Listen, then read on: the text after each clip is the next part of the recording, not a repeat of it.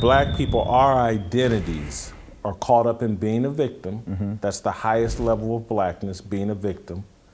And other than being a victim, the other way to show that, hey, I'm really black and I'm leaning into my black identity is, again, I don't know, you can't relate to it because you didn't grow up here in America.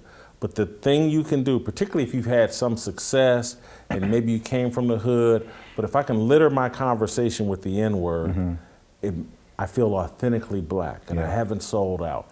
And so they've tapped into that. And so I'm wondering, as a dark-skinned person from another country, what do you think about the victimhood culture that we have going on here in America?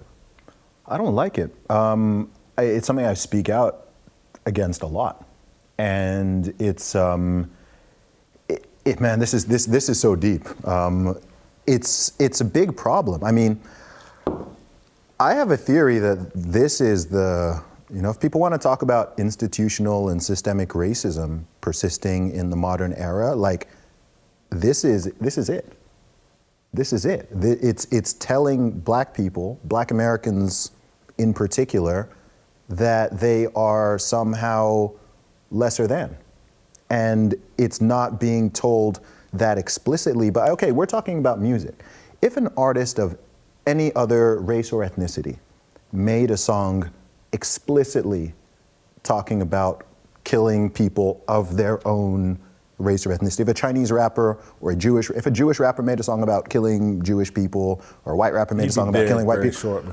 People would be like, what's wrong with this person? He's insane. But people have become so numb. People have become so numb over the decades about black people rapping about killing other black people that this question is not even asked. It's just assumed by everyone. Oh yeah, that's just normal. There's no shock value, and at the same time, people are there, saying, Black Lives Matter, or we need to treat each other better, or other people need to treat us better, and so on.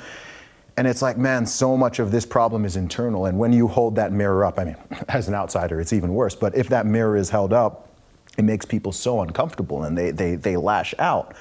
And it's such a huge shame, because that if that mentality is rejected and people don't see themselves as lesser than and don't assume that everyone else around them is trying to put the boot down on them and hold them down and so on, then they can go on and achieve incredible greatness. I mean, in the United States of America, and maybe one issue is that sadly Americans don't travel internationally very much. And so the worldview is so insular and so focused on the US past and present that people lack both perspective and gratitude. This doesn't just apply to black Americans, it applies to, I think, Americans in general, but people don't realize just, like, if you are in the USA and you're an American in 2022, regardless of your skin color, gender, sexuality, whatever, like, the amount of opportunity in this country, like, I can guarantee you no one is oppressing you more than you're oppressing yourself. Guaranteed. People don't care enough, people don't care to oppress you. Right? Like, no one is gonna be like, oh, this guy's black, we're gonna, it's not 1920, right? It's 2022.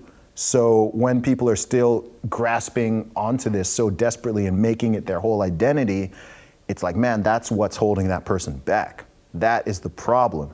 And it makes me sad to see this on a daily basis. I see it on social media all the time. I'm hearing it in what people are saying and so on. And it's just like, man, and unfortunately, there's an industry around it as well, which makes it even worse. There's this whole grievance industrial complex where they want to lock people into this way of thinking. Even if they become incredibly successful, it's like you're still supposed to have this type of mentality. And ultimately, it's destructive. Ultimately, it's destructive. And I know that there are, some black Americans out there who don't like me speaking on this as like a British person. People don't want to hear criticism from an outsider or something like that.